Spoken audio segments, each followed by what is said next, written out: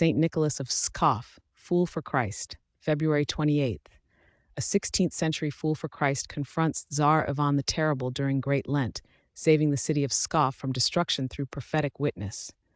A heads up in the spirit of transparency. Please be advised that this content may include massacre, violence, death of an animal. St. Nicholas of Pskov, known also as Nikolai Salas, lived in the 16th century as a fool for Christ. His life was marked by profound asceticism, prophetic insight, and unwavering courage. The Orthodox Church venerates him for his pivotal role in preserving the city of Pskov from destruction by Tsar Ivan the Terrible in the year 1570. Through his feigned madness and direct prophetic speech, he confronted the famously cruel Tsar and prevented a massacre similar to the one inflicted upon Novgorod. His life stands as a clear example of the spiritual archetype of the holy fool, one who consciously rejects worldly logic, honor, and comfort to reveal God's wisdom and to challenge the pride of the powerful. This path of foolishness for Christ is a profound form of spiritual struggle, requiring immense self-denial and trust in God alone. In the year 1570, Tsar Ivan IV, known as the Terrible, led his formidable army, the Oprichniki, against the city of Novgorod. He suspected its leaders of treason and disloyalty to his rule. The Tsar's forces subjected Novgorod to a brutal and systematic slaughter, a devastation that continued for many weeks. Following this horrific event, the Tsar's army marched towards the nearby city of Pskov, intending to inflict the same severe punishment. The news of Novgorod's fate caused great fear among the inhabitants of Pskov. The people of Pskov, in their terror, prepared to meet the Tsar at the city gates. They followed an ancient custom, arranging tables laden with bread and salt, traditional symbols of welcome and submission. This act was meant to appease the Tsar and signify their loyalty. However, as the Tsar and his advance guard arrived at the home of Nicholas, the saint met him with an act of profound and stunning defiance.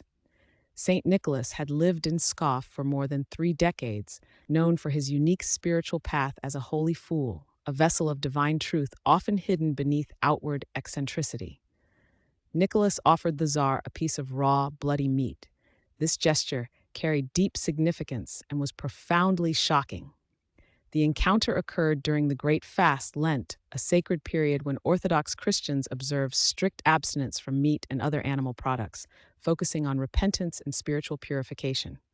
When the Tsar angrily refused the offering, declaring, "I am a Christian and do not eat meat during the fast," Nicholas delivered a sharp and fearless rebuke. His words cut through the Tsar's hypocrisy. "You do worse," Nicholas declared. "You feed on the flesh and blood of your own people, forgetting not only the fast, but God himself."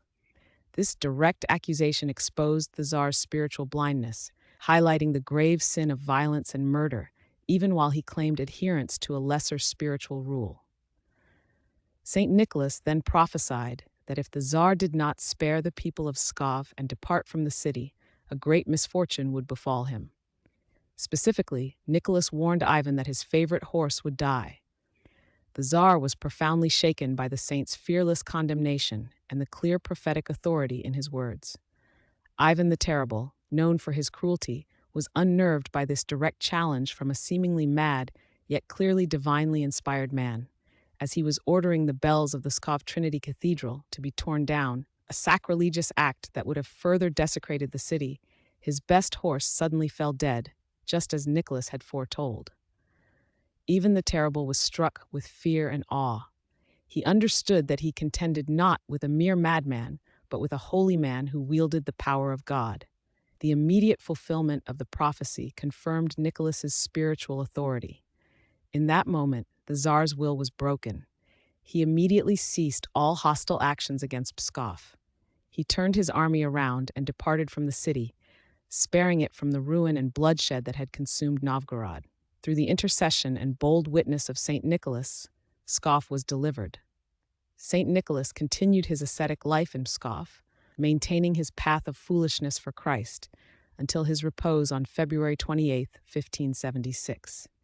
In his will, he requested to be buried beneath the Trinity Cathedral, a place of honor typically reserved for royalty and high-ranking clergy. This request was granted. signifying the immense respect and veneration the people of Pskov held for the man who had been their spiritual protector and deliverer. He was glorified as a saint, and his feast day is commemorated by the Orthodox Church on February 28th, continuing to inspire believers with his example of prophetic courage and selfless love for his neighbor.